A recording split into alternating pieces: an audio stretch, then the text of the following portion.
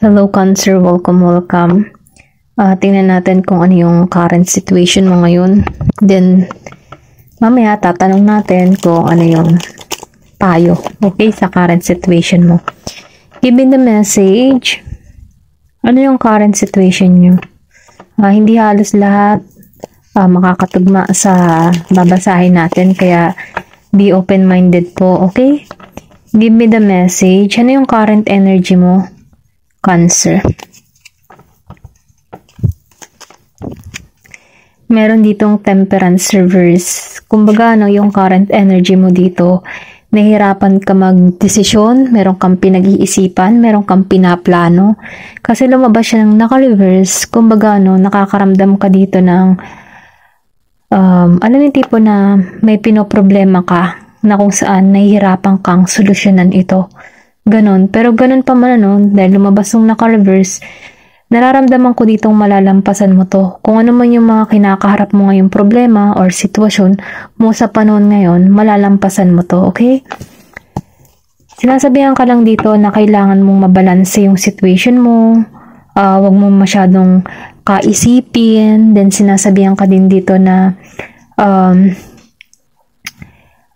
makakaraos ka din sa mga kinakaharap mo kung may problema ka man, kung nagigipit ka man sa sitwasyon, or kung meron ka man tinatahak ngayon, sundin mo yung intuition mo, manalangin ka na bigyan ka ng mga panibagong idea kung paano mo malalampasan yung kinakaharap mo. Kasi nakikitaan ko dito na nahihirapan ka, feeling mo hindi ka balanse, pero ganun ba man hindi halos lahat. Give me more information. Ano yung current energy mo?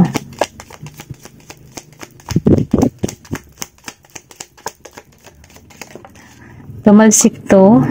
So, the tower. Ito na ngayon, the tower. Lumabas ang the tower. Kumbaga, maalisan mo to. Ito yung promise dito, maalisan mo to, or sabihin natin na ginigising ka dito na pinapaunawa sa iyo yung sitwasyon na dumarating man yung mga pagsubok sa buhay, pero yan ay dumarating lang, huwag lang tambayan. Kumbaga, alisan mo to, then humanap ka ng positibo para sa iyong sarili, kasi nakikitaan ko dito na may pangwasak, tinanggal ka dito sa ganyang pakaramdam para matulungan mo din yung sarili mo, okay? Give me more information. Ano pa yung mensahe? Ano yung current energy mo? Ito yung current energy mo. Okay, Knight of Cups. Huwag kang mag-alala. Kasi nakikitaan ko dito na magkakaroon ka ng kapayapaan, harmony. Kung ano man yung mga problema na dumarating sa buhay mo, magkakaroon ka dito ng abundance. Kumbaga, abundance sa panibagong simula na kung saan meron kang kapayapaan, may stability. Ganon yung nafe-feel ko. Sinasabihan ka dito na huwag kang mawawalan ng pag-asa. Continue lang ang buhay. Kung ganon naman talaga ang buhay, dumarating yung mga pagsubok, pero ganon pa man, malalampasan mo to kasi may pagising dito. Kailangan mo lang magkaroon ng tamang desisyon, okay? Or tamang pagpapasya sa mga problema tinatahak mo at tamang pagresolba. Pero pag nahihirapan ka ng iresolba yung mga problema na tinatahak mo, tumawag ka na kay God. Humingi ka na ng tulong dahil siya lang talaga yung makakatulong para sa'yo. Bigyan ka ng tapang, lakas ng loob na malampasan yung mga pagsubok na kinakaharap mo. Okay? Kasi narito yung lumabas ang Knight of Cups. Magkakaroon ka dito ng kapayapaan, harmony. Kumbaga, protektahan mo din yung kalusugan mo. Okay? Huwag ka masyadong mag-isip na sa ganun, hindi maapekto yung mga kalusugan. Kasi once na tayo nag-iisip, diyan pumapasok yung stress, anxiety, na kung saan pwede maapektuhan yung isip, puso, mga ganun ba. Pero sinasabihan ka dito, relax ka lang, chill lang. Dumarating yung pagsubok pero malalampasan mo yan, okay? Give me more information. Ano pa yung mensahe? Ano yung current energy? Then dito, so lumabas ang the Wheel of Fortune.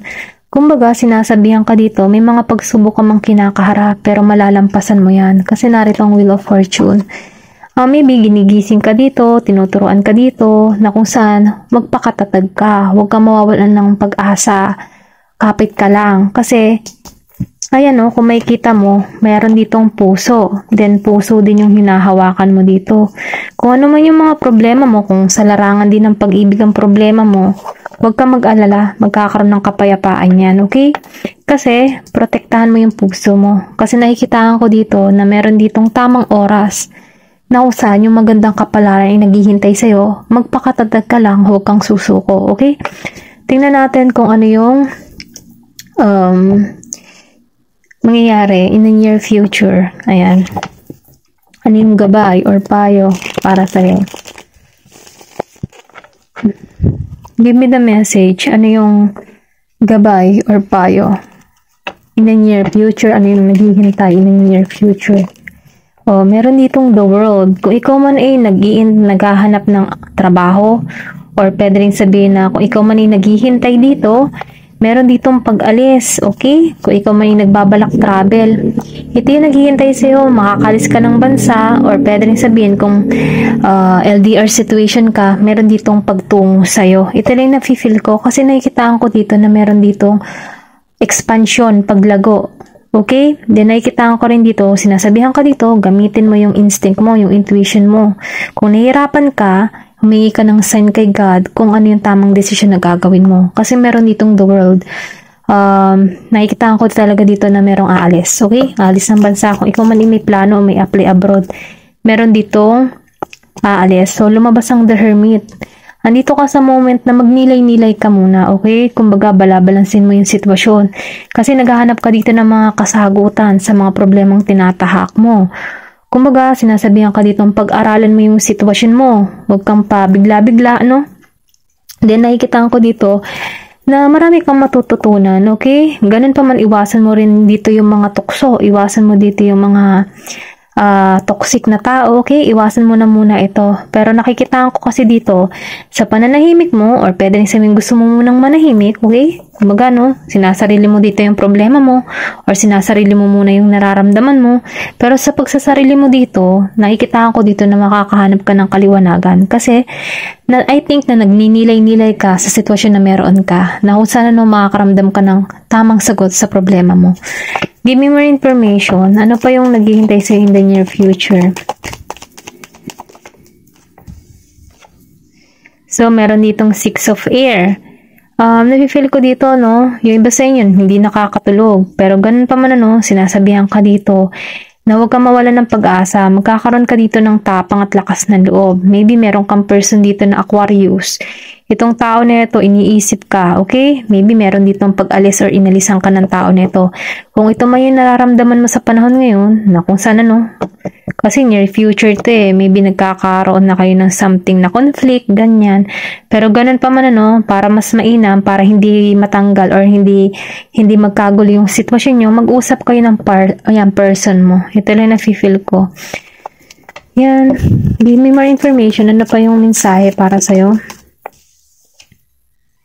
Lumabas ang Nine of Earth. So, ibig sabihin yan, Nine of Pentacles. Meron kasaganahan naghihintay sa'yo. Meron dito magbibigay ng regalo sa'yo. Okay? Pwede rin sabihin hanggang ngayong katapusan ng buwan. Meron ditong magbigay sa'yo ng regalo. May sorpresa. Kasi gift na to eh. Then, nafe-feel ko dito na magiging kang masaya. Kung ano man yung message, pwedeng message kasi din to. May magbigay sa'yo ng pera. May magbigay sa'yo ng regalo na kung sana no, magkakaroon ka dito ng kaligayahan. Kumbaga, hindi mo ini-expect na may blessing na parating sa'yo. Meron kang marireceive dito na pera. Okay? Maybe may magregalo sa'yo, kumbaga, no, dahil papasko nga eh, ito na nafe-feel ko yung sa near future, okay? Ayan, tingnan natin kung ano yung payo para sa'yo, kasi nakikitaan ko dito, kahit may problema ka, malalampasan mo yan, no? Ngayon ka lang nagkakaroon ng problema, pero ganun pa man, isang tabi mo muna yan, kasi nalipas naman din yan. Kumbaga, kung nahihirapan ka na sa sitwasyon, huwag mong kaisipin para hindi ka rin mag-isip. Huwag mong kaisipin para hindi maapektuhan yung kalusugan mo. Okay? Give me more information. Ano yung mensahe pa para sa'yo?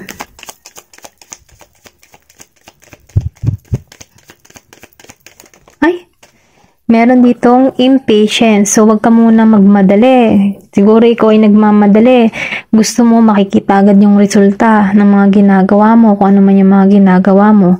Gusto mo magkaroon agad ng bunga, pero sinasabihan ka dito na kailangan mo dito maging patience, ano? Ginagabayan ka naman sa direksyon na tinatahak mo.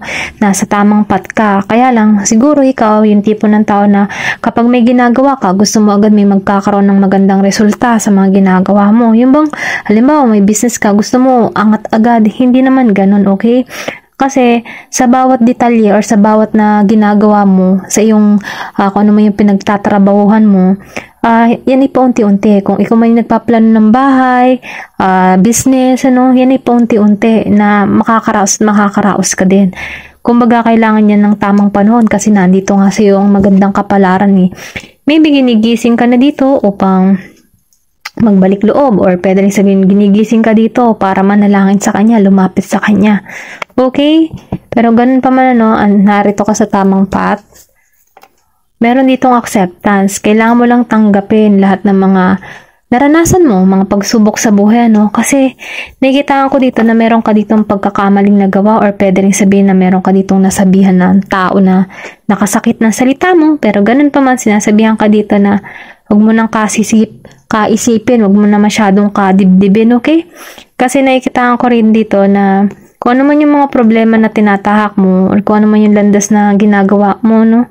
Nafe-feel ko dito na malalampasan mo to. Kung meron ka mang pagkakamali sa isang tao, mapapatawad ka naman ito, ano? Ito na nafe-feel ko kung nagigilty ka, or meron kang nasabi, okay? Or meron kang nagawa, kailangan lang dito yung pagtanggap at pangunawa. Na ganoon talaga, maybe kaya mo nasabi din yung mga bagay na yun dahil baka marami kang isipin or marami kang problemang kinakaharap. Kumbaga, no, kailangan mo lang i-release ito. Ito lang yung nararamdaman ko.